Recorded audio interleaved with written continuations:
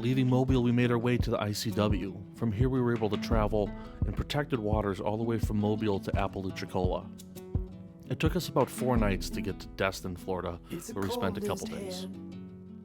Run down this land where the ocean ends.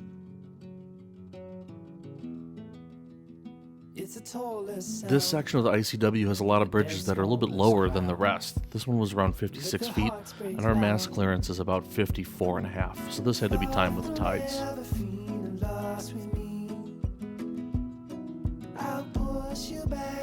The dogs are not big fans of rainstorms, particularly Hurley, when we're on land, so going through and on the water was definitely not his favorite.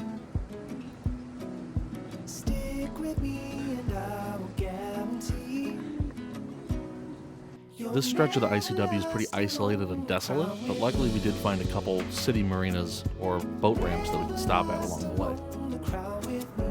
Hardest working little 15 amp plug in show business.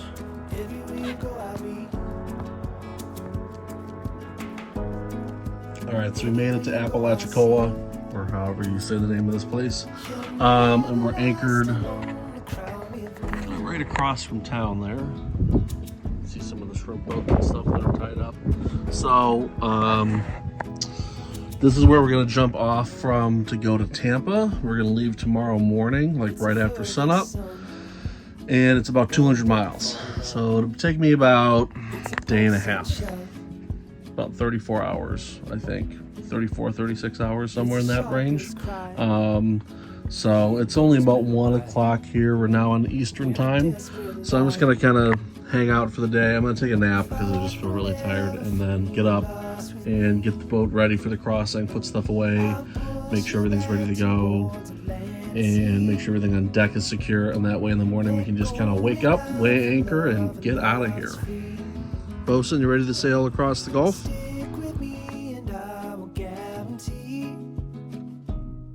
You can see it's some current. Well, there is some current, I should say. Nice quiet anchorage. A couple commercial fishing boats early in the morning, but other than that, it's nice and quiet.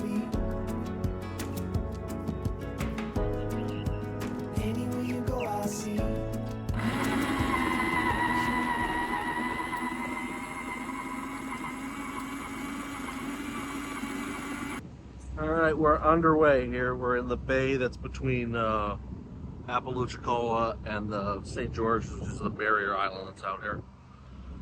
So there's still one more little strip of land kind of right there. Once we get through that, there's a cut that the Army Corps of Engineers maintains, so it should be deep enough for us to get through. Once we get through that cut, we are in the Gulf, and we can head directly to the inlet at Tampa, which is going to be nice. Looking forward to getting farther south and into some actually warm weather, so I don't need a stupid hoodie every morning.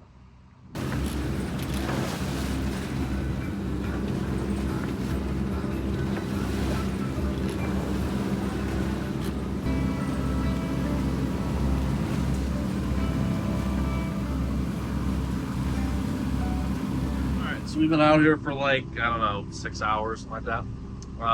It is just after 2 o'clock. It's a little bit wavier than I thought it was going to be, a little bit bigger swell than I thought it was going to be, than it was for forecasted. You can see behind me how much we're pitching.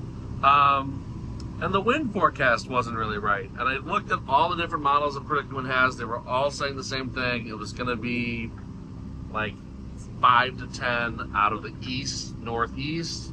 We're motoring southeast, and we've got like 15 on the nose. So we're not even sailing, which sucks. But to sail, we'd either have to like cut way into shore and then cut back out, or go like way offshore and then come back in.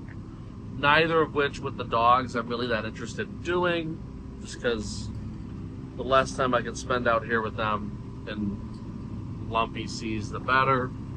So we're just motoring straight to Tampa, which is basically straight into the breeze and the waves. So could be worse, not complaining. It's still an enjoyable day. We've been kind of just like hanging out down here in the settee, watching some YouTube videos. I was gonna try and work today, but it's just wavy enough that like if I sit down here and look at the laptop screen up close, I start to get like a little seasick. So we're just kind of laying on the couch, hanging out. Hopefully it dies off as the day goes on, like it's forecasted to do. It's supposed to go to like 0 knots of breeze overnight. We'll see if that happens. But yeah, that's pretty much what's going on out here in the Gulf of Mexico.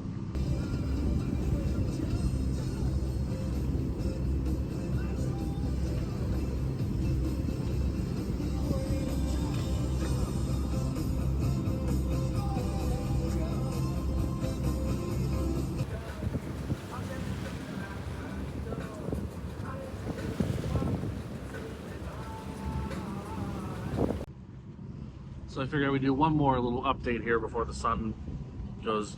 The sun's down, but until we lose all of our light. So yeah, it was windier than I expected for the first like 3/4 of the day. Now the wind is doing what it was supposed to do, which was go east and die off to like 0 to 5. So we've currently got 1.9 knots of true wind speed, and the wind waves are gone. There's still like a little ocean swell. Kind of like rolling with it, which is fine. It's very comfortable. We've got a nice sunset there behind me. We got some chicken on the grill, and gonna settle in for a nice night.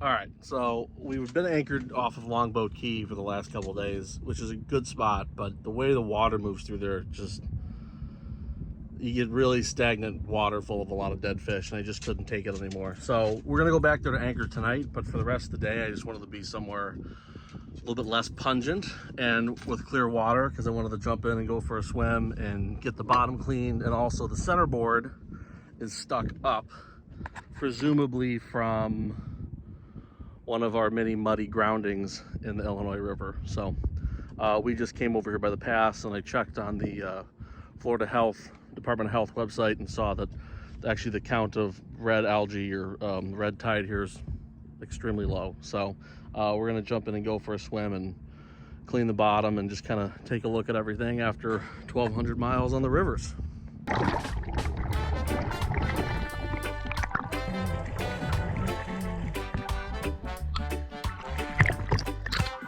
The anchorage in Longboat Key ended up being one of my favorite spots. It was a really nice protected anchorage, had great shore access, there was plenty to do on land, and here we are riding out a storm. We spent some time doing projects like rebuilding the dinghy carb, some other maintenance, and just kind of enjoying some downtime after spending a month, moving every single day.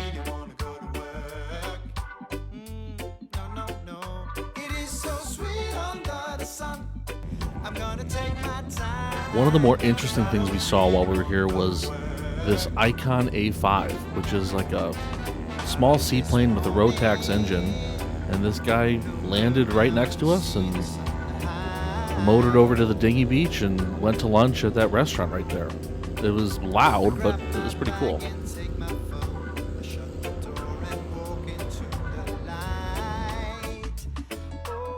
While we were in Longboat, I came across this seemingly abandoned Hinckley picnic boat 36, one of the original models. A year later, I was able to actually get in touch with the owner, and I flew back down to Sarasota and Longboat Key, and I did a survey on the boat because I was trying to buy it from them since it appeared it hadn't been touched in a while. The story goes that the owner got older and he got sick, and the kids took over the estate, and nobody had touched the boat since 2019. This video was shot in 2023, so a year after I was there on my sailboat, and you can see this boat's just been left to the elements, just totally destroyed. It's savable, but the price that they wanted for it was just unrealistic.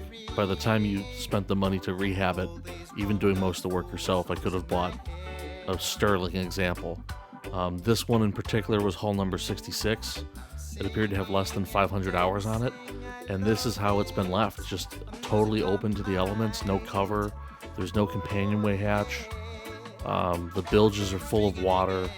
All the hoses are rotted. You can see that someone was trying to do some work on it on the inside, and they didn't get very far. From what I heard, as of 2025, the boat's no longer there. Supposedly, end of 24, there was a hurricane that came through, and the boat was either moved or washed away by the hurricane. I don't really know what the story ended up being. I'm hoping someone saved it, because these boats are really a piece of American yacht building history, particularly this one being one of the first 100 Hinckley picnic boats ever built. You can see the water in the engine box. The transmissions were underwater. The bulkheads underneath the cockpit sole were rotted. The hoses are all completely shot, rusted. The rubber's gone. In here you can see the back bilge is full of water. There's the Raycor, that's the fuel filter. The bulkhead just fell apart. But the hull was dry. I brought a moisture meter. The hull read great. There was no trouble areas. So the boat was worth saving.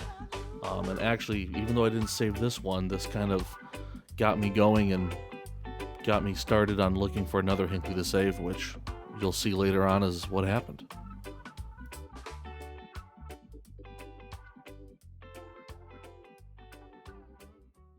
From there, I moved into Sarasota proper and spent a few days waiting for my good friend from Chicago, Kellen, to fly down and sail the boat to Key West with me.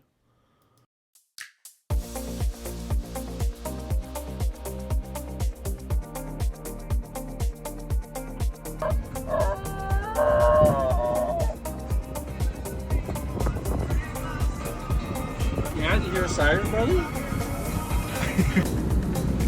So it's Christmas Eve, and we're motoring along the ICW. We're south of Venice, almost to Englewood, Florida. Kind of a gloomy, cold, nasty day here. And it's like a high of 40 for the day, which is not what I came to Florida for.